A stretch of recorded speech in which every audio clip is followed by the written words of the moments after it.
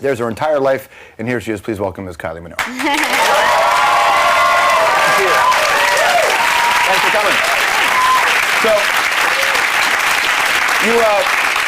I mean, you have a lot on the go with your own stuff, and we'll get to that. But I mean, just tell me about, you're going to the Brits, and you get to help induct Macca. You get Paul McCartney his Lifetime Achievement Award. How did I score that gig? That's incredible. Is it you and Jules Holland? Is that how? Yes, it was. Well, I first met Sir Paul at the Q Awards in London, and as is common at those kind of things, you get all shuffled out the back with a white backdrop, and they get to take some pictures. So we had a little photo op then, and yeah, and then I kind of sat with him all night at Jules Holland and got to sing, or kind of join in on his song. Very loosely call it a duet. I think I just kind of joined in. And he was really, really fab. And I'm just totally chuffed and nervous about giving him his award.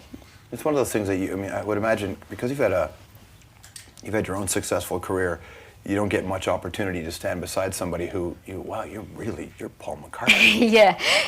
You're a Beatle. Yeah. Were you a fan growing up of his stuff? Oh, yeah.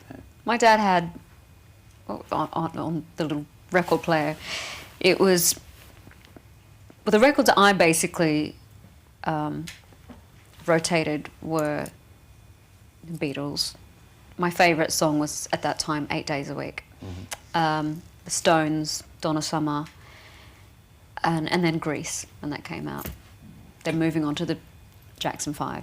Nice. Now, when you were a kid singing along to those songs, presumably into your hairbrush or whatever it is you would have used as a microphone, yeah. And you fast forward all these years to where you are now, is it how you thought it would be? No. I don't know if I really had a. It might be how I, in my kind of remotest dreams, might have liked it to be.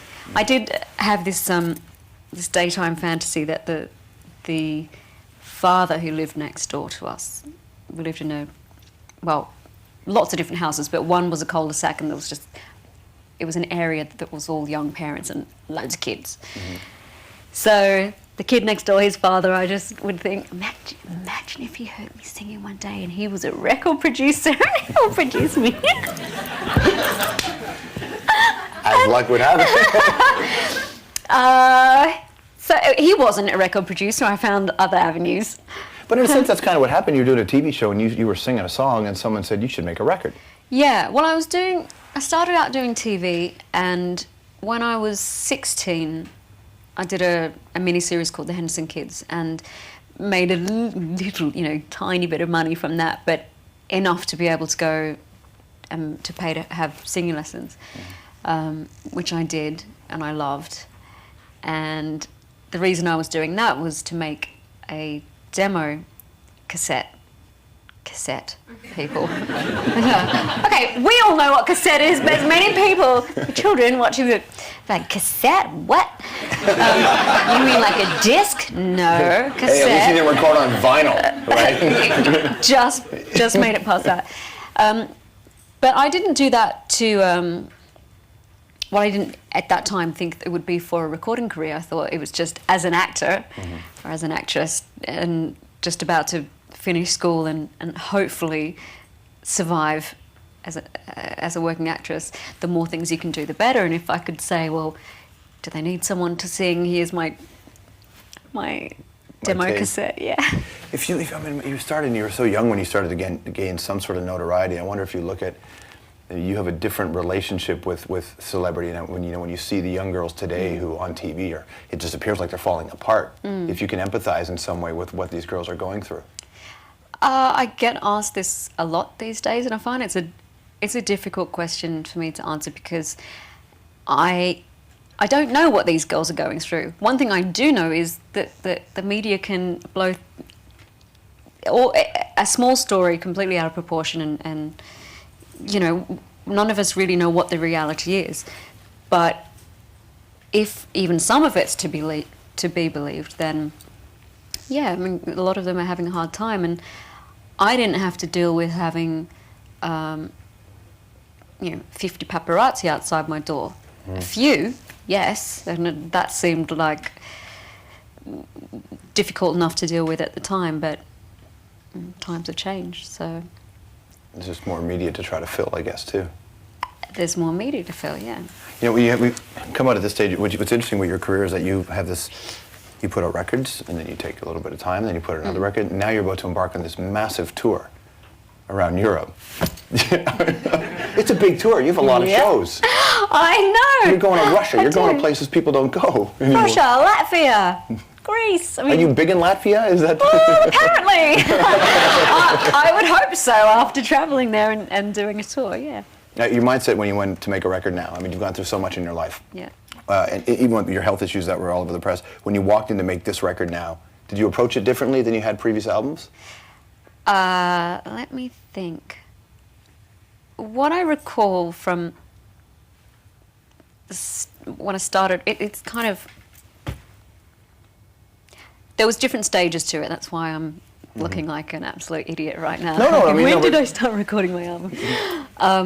Because the first time I went in to do something for that album was with the Scissor Sisters in New York, and we wrote White Diamond, and were able to put that into the Homecoming tour, which was great, just to have one new thing, and one thing that spoke a little bit about my recent times. And then the next time I went into the studio was with a producer called Biff, and we've done many, many tracks together. And he's just a totally big, lovable character. And I realized that he must have thought I was just an absolute screaming, ranting lunatic. I had that much hair. My hair had just started to grow. And I went into the studio, and I had a week with him, which is unusual. We normally, between the writer-producer schedule and my schedule, it's 2 days here, 2 days there. Mm-hmm. And you're expected to, and you do, make a good album in that manner. But to have a week with him out of London, and he knew I just wanted to kind of let some stuff out. So I went into the studio, I think with what would have been frustration and anger and terror and joy and all kinds of emotions that, it's true, they can translate into music, and you can... That's the way I do it. If you're a painter, that's how you would perhaps get your feelings and emotions out, and I managed to do some of that with recording. As the album progressed, and I started to feel more normal, whatever that is, I wanted also to do songs that had nothing to do with my story for that prior couple of years. I wanted to be able to do music that was like the music I was doing before. So we've ended up with a combination, and talking about going on tour, I think I'm going to do a couple of tracks that miraculously weren't leaked onto the internet. And they were written in this first period, and very personal songs. And that's a great thing about doing your own tour. You can kind of do what you want. So, no kidding. So yeah. More with Kylie Minogue. We'll talk about that and the tour when we return on the hour.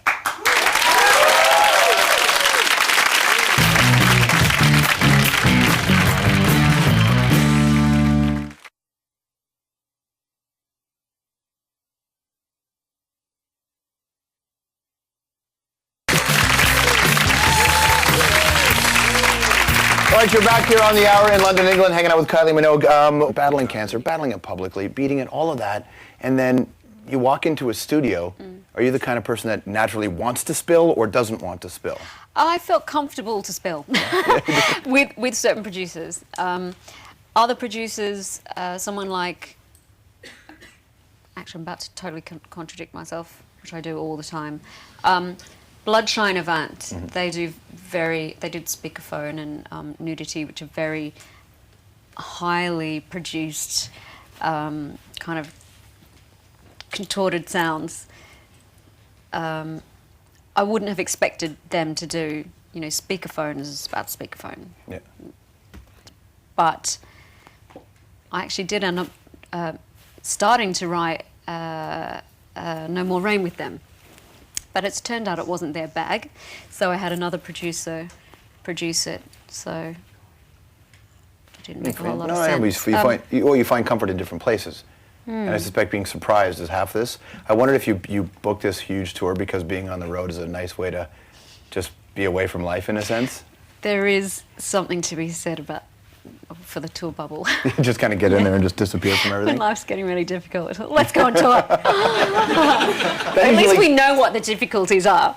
Well, but you travel with your mom, don't you, on big tours? My mum has been on every tour I've done, and it's only this time, mind you, we're a few weeks away from it, but I did have to try to convince her this time. I said, Mum, I'd love you to be there, and you know, all the crew, if my mum's not there, they'll cry. They love her.